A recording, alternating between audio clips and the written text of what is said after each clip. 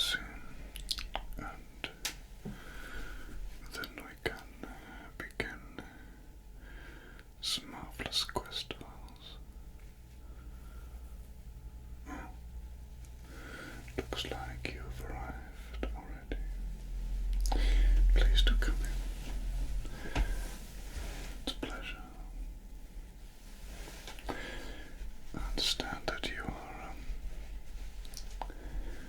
somewhat of an amateur inventor.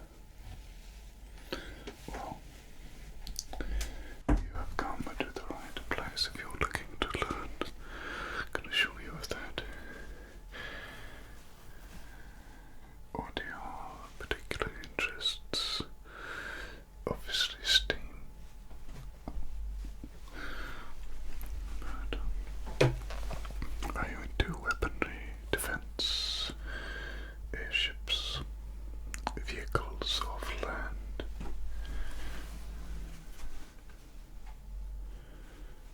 Airships. Well, we share that in common. Yes, we do. You know, I remember the first time I designed and built an airship. It was a remarkable experience, I must say, because, you know, the thing is, there's nothing quite like the air, is there? There's nothing quite like drifting through the clouds. It is a remarkable experience. A remarkable one. I mean, it's like you are king of the clouds. It's like you're a emperor looking down across your empire.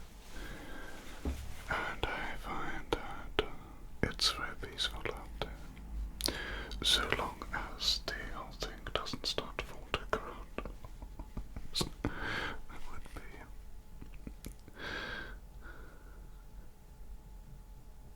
dangerous.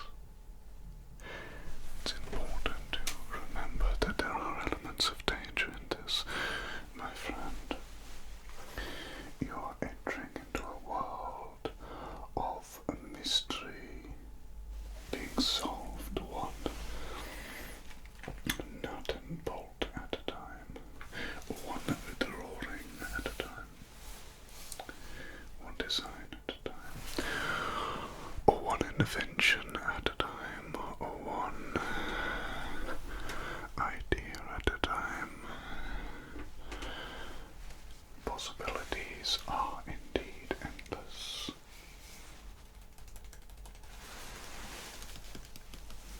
And that is what I love about it. It's ever changing.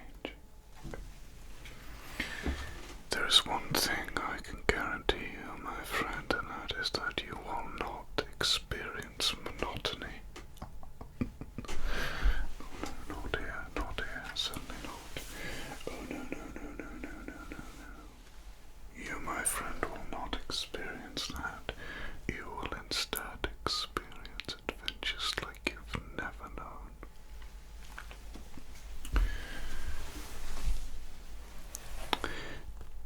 May I ask you a question? Have you ever been to the outer edge? You haven't, but you've always wanted to. Not many have been out there. It's very cold, and it's only achieved with an airship. What's that, my friend? Do tell. It's the reason that you wanted to learn how to make airships, and in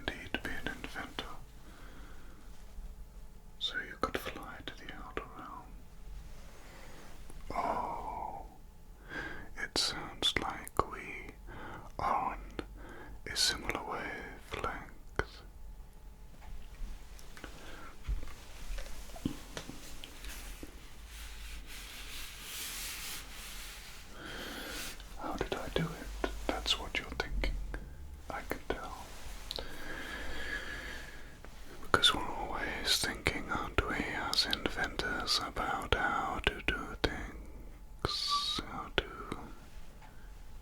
create, build, design, engineer things, aren't we? We're always doing that, aren't we? Well, my friend, it's all about making the most of the heat. You need enough heat to get out there and enough heat to stay warm. So how do you do it? The bigger the airship, the heavier it weighs, the more fuel it needs.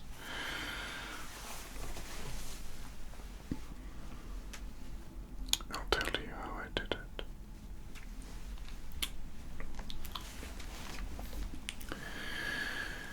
So we created a new kind of propeller that can take some of the weight off of the airship. What happens is we have a great big furnace in the middle. Big furnace. And as this furnace, it heats up. We have water, hot water, running through pipes. And these go all the way around the ship and they heat the ship, keeping everyone warm. But the hot water then flows back out and it lands very much like a watermill on a propeller. You know, like a watermill. And this helps to spin the propellers which get the extra lift.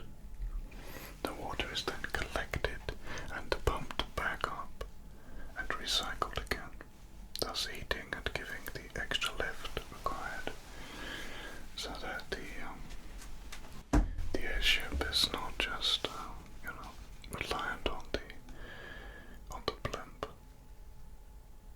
It works incredibly well, yes, and we contain it all under a kind of the metal canopy that seals up pretty nice. We obviously have to have air vents as well, because you gotta breathe. Gotta breathe, haven't you? Especially in the cold. Well, I think it helps to breathe all the time.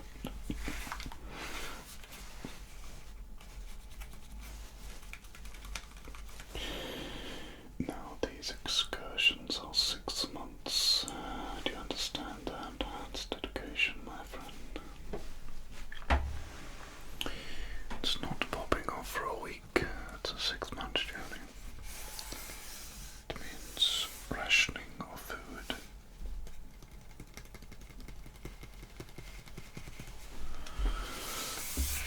Careful planning of stores and resources. No stone left unturned, because I tell you, my friend, I tell you, you do not want to get caught out in the outer limits.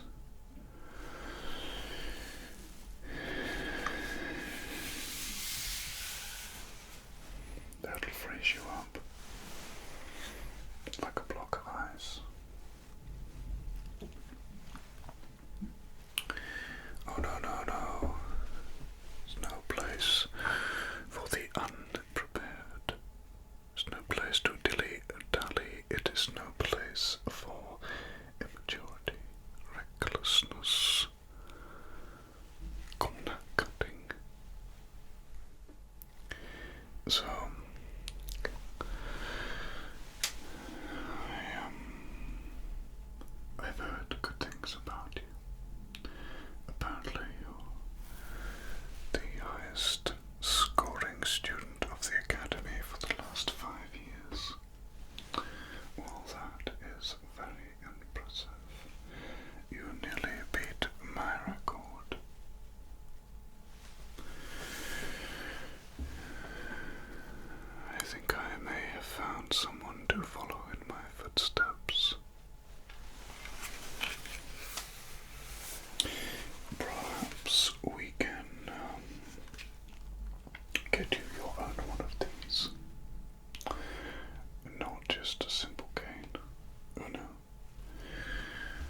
my friend, is also a deadly weapon.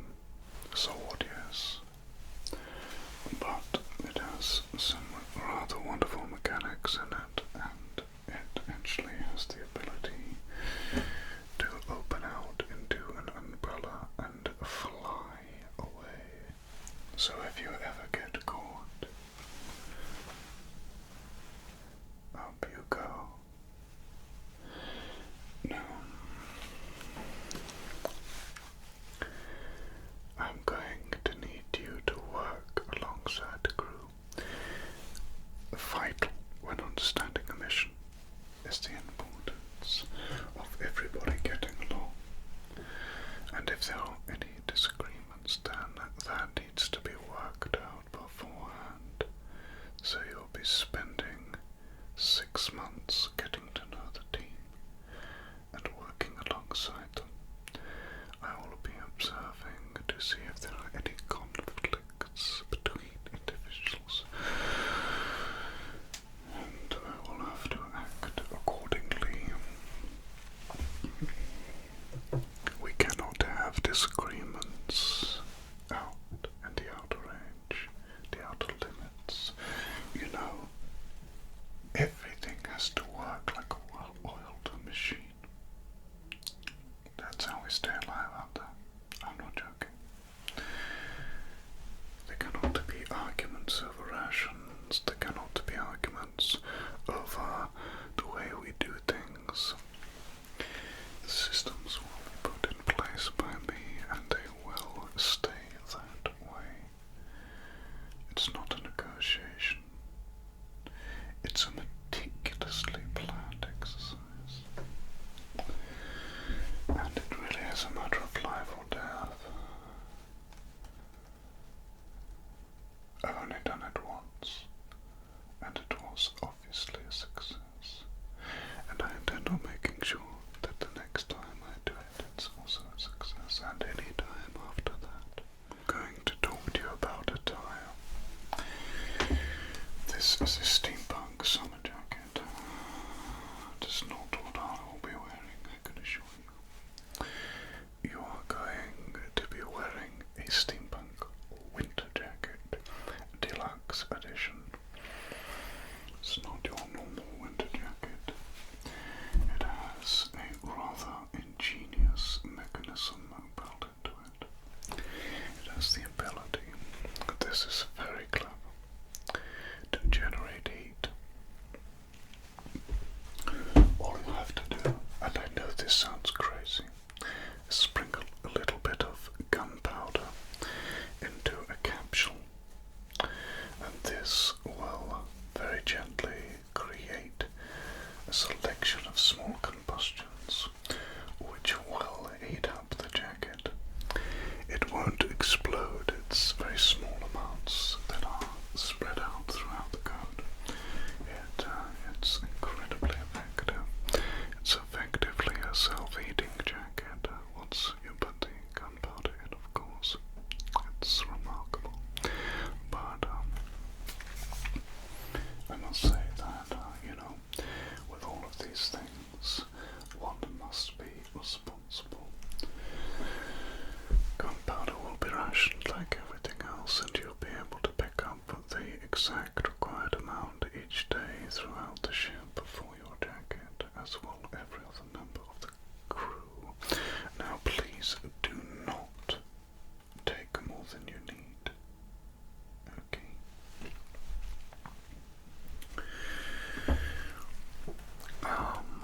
Weaponry, you ask.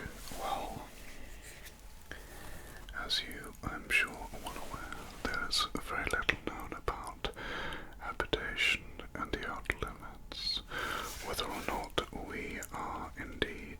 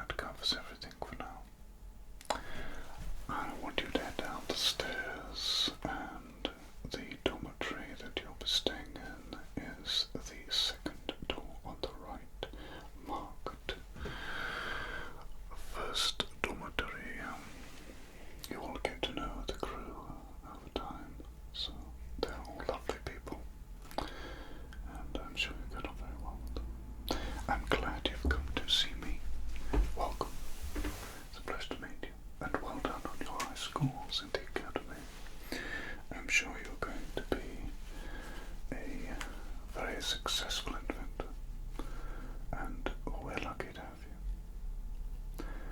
Goodbye for now. I shall see you at